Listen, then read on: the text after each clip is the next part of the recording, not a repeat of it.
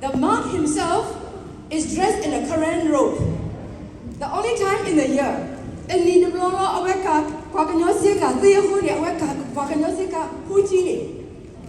We are all together, Buddhist, Christian, Muslim. If you feel that you are Korean at heart, you are there. Sagor and Ko and Donggu, everybody, we are there. And then as the sun slowly rises, there is a blowing of the buffalo horn. And then slowly we see the sun rising, and we all turn towards the Korean flag. And then we salute the Korean flag. And then there's a lot of dancing like today, and a lot of festivities at that time. That is my remembrance of Korean New Year. When though we might be speaking different tongues, different Korean languages, we might be worshipping different religions. But that was the pleholo. But me kwakanyolo. Zuwapo nakasaya me the nakasaya me. But the nyala but me, I am a Korean. Your heart is Korean. So today as well, we welcome all of you today, and we know that all of us are united in heart and spirit. Looking back to the past, Tramu Angeline is his professor of history at Judson College, Judson University. She knows a lot about history. We Koreans have a long history. According to our task, our poetry, we come from Central Asia, following our ancestor, Puto Mepa, father of the Boer's task home. And he led us because it was getting too crowded, too many people. We wanted to go to a better land, so we followed him. And according to our talk, we crossed a river of running sand called Tisemera.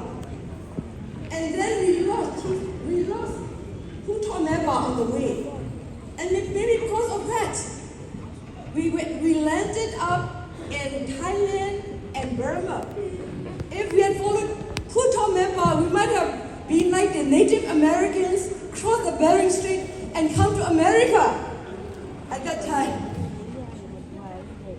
Anyway, we landed in Burma, Thailand, lived all along the delta, the mountain areas. We lived in peace.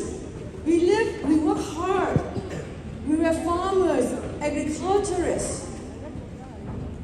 We tried to live at peace with our neighbors, the Burmese, the Moon, the Shan, the Thai. But we were a small group, smaller people. They already were very powerful people. And in our history, we became a people oppressed by our neighbors. And since 1949, we Koreans have been fighting for our rights.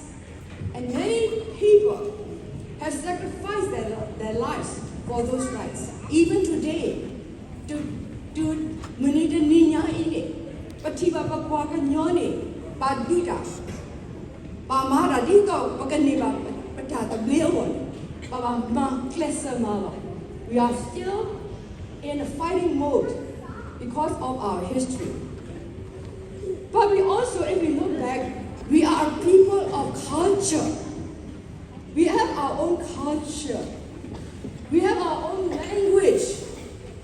languages, Kor, Zakor, Geku, Kepa, many different Korean dialects. We speak our own language. We have our own stories, our tasks, our poems. We have our own songs and dances. When I was in Burma and I was teaching at the seminary, one summer I went up to the mountains in Dongwu, Tandangji. And one morning, I woke up to the sound of drums beating. The frog drum, the Korean frog drum, traditional frog drum being beaten, and a harp being played, and and then the choir sounding. It was a traditional Karen troupe coming to the bride's home to escort the bride to the church. No piano, no guitar, just Karen traditional music. Papa kanyol, tadi jabu tuan dia awak tu di tak kele kok telung mula kele plot mo. We have that in our tradition. We value our language. We value our culture. At the same time, looking back, we are a very spiritual people. We are a spiritual people. My grandparents, they worship Tikasa Kokasa, lords of the hills and the trees and the mountains, the gods of nature, spiritual gods. And these gods taught us to value, to love nature, to take care of nature, to not pollute the water, to not exploit nature. And they taught us to be very hardworking and to be hospitable. New Year is related to a goddess, a spirit called Pipiyo. Have you heard of Pipiyo? Well, Pipiyo was the goddess of fertility. Aware who never walk in your day, to the Padani, get her. Upon Pipiyo, the blood away, heck get her, Pumuwa Yiga. Pipiyo, the goddess of fertility, came on earth as a very old woman, bound by ropes, by vines. And then a group of villagers were coming back from their work, and she said, help me, cut away the vines from me, free me. But the villagers just laughed at her, old lady. Well, if you are old, people don't really respect you very much, probably, like me with gray hair. So the same thing happened. They shouted at her, they made fun of her, and then they went home. And then two children, orphans, a boy and a girl. In Karen tradition and culture, orphans are supposed to bring bad luck.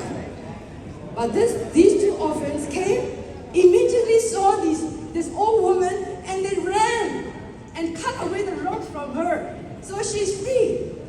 And they said, Pipi, Hechik, Lepashigo, your hair on the call Milapo. But she knew what I made of Italo, but without the hair on the call. Come to our house and eat rice. We only have rice and salt, but you're welcome to come and stay with us. So Pipi followed them and stayed the night with them, ate rice and salt. And from then on, the two orphans, their rice pots never became empty. There was always rice there. So we Karens are very hospitable. We love to entertain people. We never let anybody go away hungry, even our enemies. That is our traditional Karen belief. And we also believe in Yah, God. When I was studying at Princeton Theological Seminary, we were taught that God was called Yahweh, YHWH. And I said, we Karens already know Yahweh, but we call him Yah. Because we worship Yah, the Creator God. Above those Tikasa Kokasa, Panakasa Yah, Papa Amina Yah. But we knew very little about this Yah. But the thing we don't know. Because we lost our golden book. But Litune, Hama, we lost our golden book.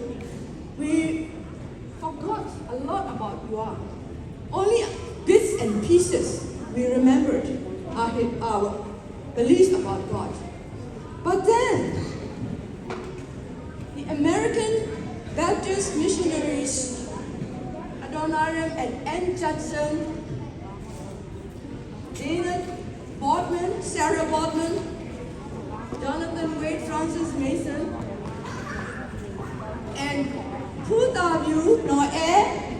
They came and taught us about God, who God really was, and God's Son Jesus Christ, the love of God, and we accepted that.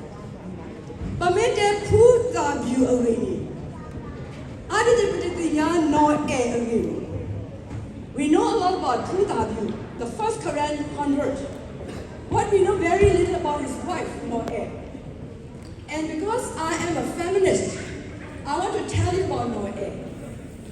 Noe, when she first appeared before Anne Judson, in the book Korean, the first Korean apostle, he said, this woman came and she was very wild and rude. Very wild and rude.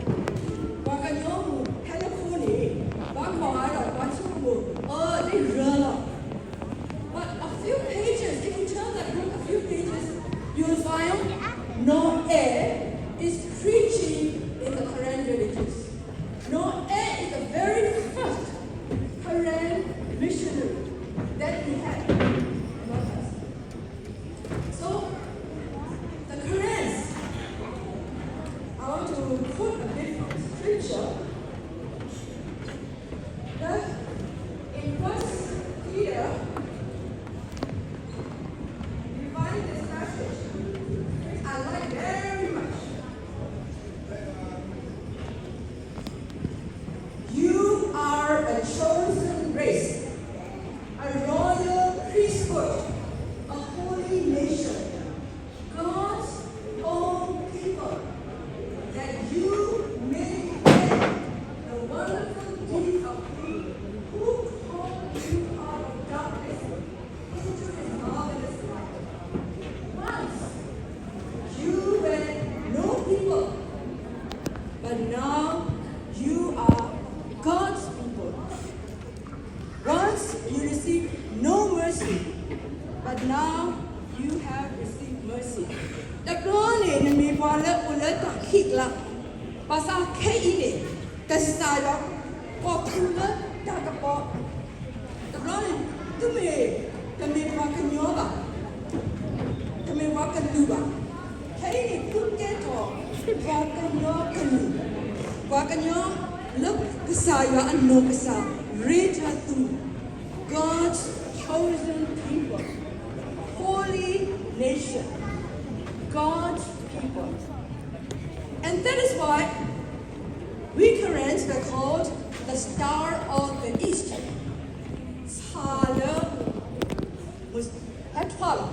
Star of the East, Muto.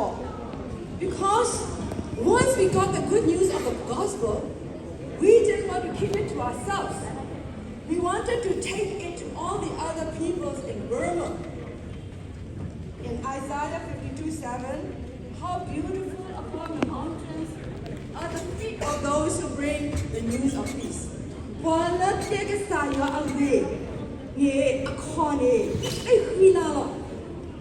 Our Korean feet are very beautiful. Very beautiful. Sarai Shrizan went to the Chin Hills, and he was the first person to convert Tangpong and Pongsa from the Chin Hills. Soke, and I welcome my Korean, my Kachin friends here, my Kachin daughters. When I went to Pichina language, I went to Nogasani. Magadachi we moka takdo li do disosini ang Nogasani translate our way tramusiri. So we Koreans have very beautiful feet. Look at your feet. The blood hole. Yeah, when I go swimming, and then some of my friends when I was younger, they would say, your legs are too big. The Korean legs are really big. But I said, it's because we are climbing mountains to tell the good news, our feet are big. Yeah? But it's still beautiful feet. And then the present situation.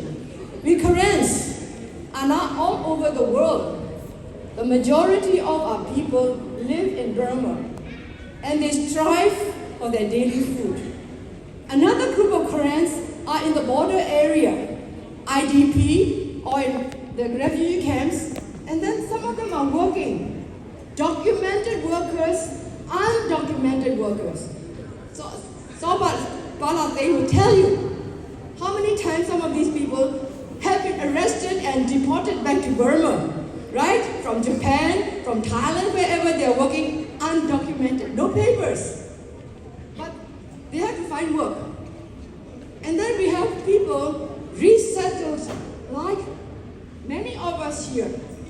Many of us here, we are resettled, and we still struggle. How long we might live here, we are still considered, immigrants. And what do people think of immigrants sometimes? They think that immigrants steal people's pets and eat them, cats and dogs and so on. Why so would be? But the yodero, ha, he brought three what Taminodo ho what's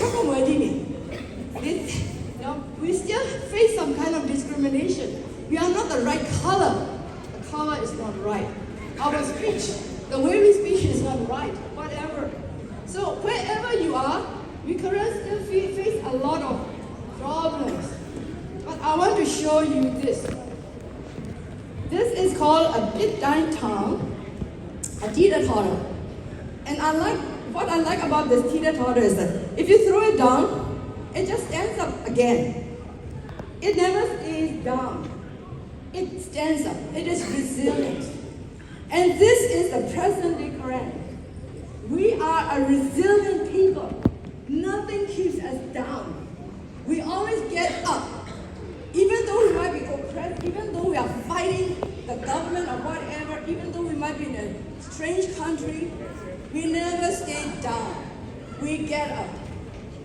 This is the present day situation. And now let me end by looking at the future. And I want to look at the future by looking at the Korean flag.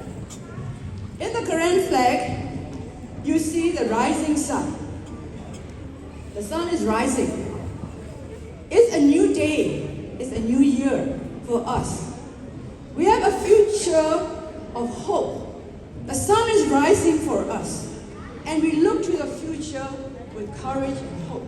That the new year, the future for the Korean people, we will be able to live in peace and security with all our rights. That is our future. And we also see in the Korean flag, the Korean frog drum. There are 4 little frogs in the Korean drum. The frog drum, there are many types of Korean drums. There might be 8 frogs, double frogs, and so on. But the four frog drum is the drum of joy and victory. Victory over all kinds of problems. And that is why in our flag, this is our culture, our language, our identity as a people. We will maintain our identity, our language, our culture, our history. We will value it so that our children will carry on with this. And in this flag, Batiba, 3 colors. Red, the color of blood. We are a people of courage. Red is the color of blood. It's a color of love. We love God. We love our family, our neighbors, our people. We love even our enemies. Or we try to love even our enemies. White, the color of purity. People trust the Korean people. Korean people are very honest. Korean people are very truthful. We are pure. And blue, the color of faithfulness. We are faithful people. We are faithful to God. We are faithful to our family, and we are faithful to our country.